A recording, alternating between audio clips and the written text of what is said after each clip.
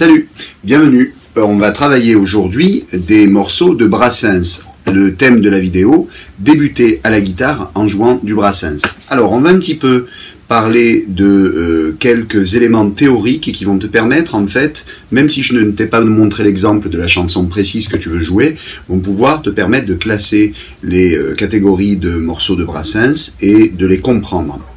Brassens, ces rythmiques sont relativement simples d'un point de vue rythme. Ce qui est plus compliqué chez Brassens, c'est les grilles harmoniques qui sont très proches du jazz, mais en réalité, on peut très bien simplifier les accords qu'il fera sur des accords de septième. Donc pour ça, a priori, il n'y a pas de problème. Du moment où tu as quelque chose comme le diapason rouge qui te donne les suites d'accords, ou en regardant sur un site internet fiable au niveau des accords, tu devrais t'en sortir. Cependant, au niveau de la rythmique, c'est-à-dire la main droite, il va falloir que tu saches deux, trois choses. Les rythmiques de Brassens, elles sont de deux catégories. Il y a les binaires et les ternaires. Alors ce sont des grands mots pour parler de quelque chose que l'on entend relativement facilement. Le binaire, comme son nom l'indique, c'est lorsque le temps ou la mesure sont des multiples de 2. C'est-à-dire que lorsque je joue avec un Ré par exemple, si je joue 1, 2, 3, 4, que la basse se fait sur le 1 et que sur le 2 j'ai le reste de l'accord, 1, 2, 3, 4, 1, 2, 3, 4, 1, 2, 3, 4, là c'est du binaire. C'est-à-dire que j'ai une rythmique qui tourne sur quelque chose qui est assez droit. 1, 2, 3, 4, 1, 2, 3, 4. Une des particularités de toutes les rythmiques de Brassens, ça va être d'aller chercher les basses alternées. On en parle plus tard. Deuxième aspect rythmique des rythmiques de Brassens, le ternaire. Donc le ternaire, comme tu peux t'en douter, c'est lorsqu'on va couper le temps en 3 parties, ou bien que la mesure, c'est-à-dire le morceau de base de la chanson qu'on est en train de jouer, est basé sur 3 temps. C'est-à-dire qu'on a 1, 2, 3, 1, 2, 3, 1, 2, 3, 1, 2, 3, 1, 2, 3. Donc toujours la même basse alternée. Et là, 2 coups d'accord dans l'aigu. Donc pour jouer ça, j'ai toujours le même principe, c'est-à-dire que mon pouce va jouer les 3 cordes graves, et ensuite je vais avoir le majeur pour la 3e corde, l'index pour la 3e corde, le majeur pour la seconde, et pour la première corde, la plus aiguë, c'est mon annulaire qui s'y colle. Donc là, quelle que soit la rythmique, si je fais du binaire, donc ça par exemple, c'est la rythmique de base de Marinette,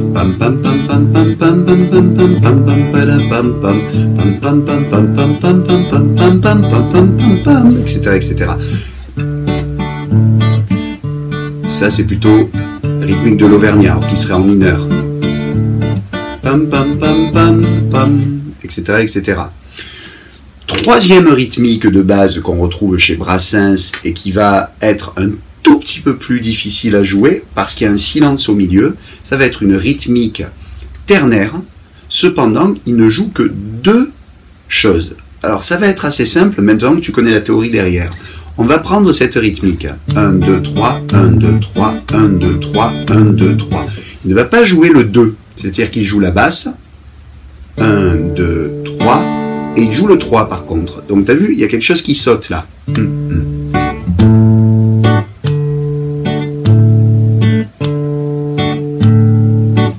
2, 3, 1, 2, 3. Donc le 2 est silencieux. En fait, la basse joue une noire, tandis que je joue avec les 3 doigts une croche. Donc ça nous fait un... Et si j'accélère, on va tomber sur la rythmique très typique de la plupart des morceaux de Brassens.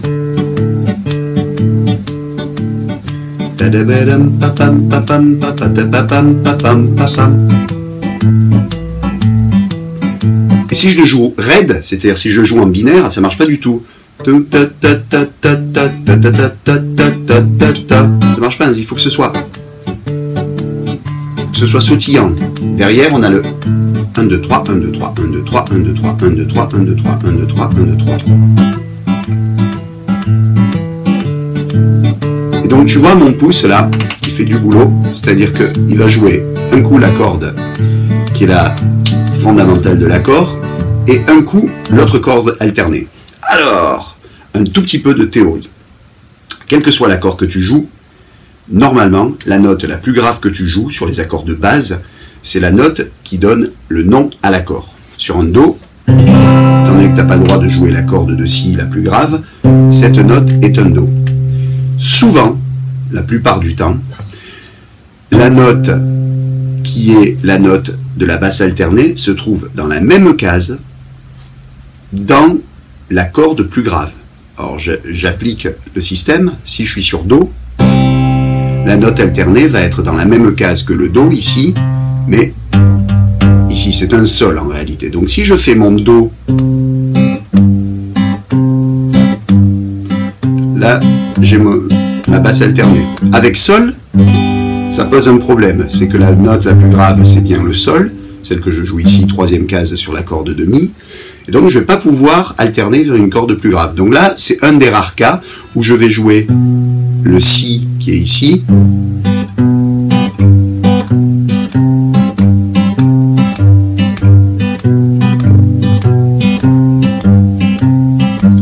si je joue un Fa, par exemple, ici, je suis embêté parce que ma note est la plus grave. Donc la note alternée, ça va être cette note que je joue, c'est le Do, ici. Mais ça tombe bien parce que c'est également la quinte. C'est-à-dire que si j'avais une septième corde, ce serait cette note que je jouerais. Mais bon, ça vous aurez le temps de voir plus tard. Donc on va voir avec les accords de base. Avec Ré, je joue donc la quatrième corde, étant donné que c'est ma note Ré. Puis je joue la corde à vide de La. Hein, c'est-à-dire la même case, mais une corde plus grave. Avec La, donc je joue la note de La, et je vais alterner avec la basse de Mi. Ça marche également, c'est un des rares accords où ça marche aussi vers l'aigu. C'est la même note. Et donc ça peut donner certains trucs assez sympas. Donc je fais carrément une basse alternée sur 4 périodes. Le La, avec le Mi, je ne peux pas faire autrement qu'aller vers l'aigu. Et le La.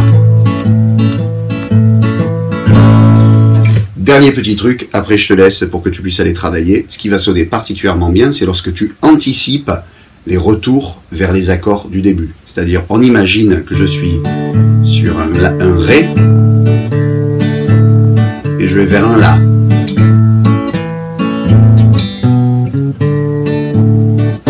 Là, ce que j'ai fait, c'est que j'ai monté la gamme, simplement. Donc je pars de la note de La, qui est de mon accord de La, et je monte la gamme majeure, simplement.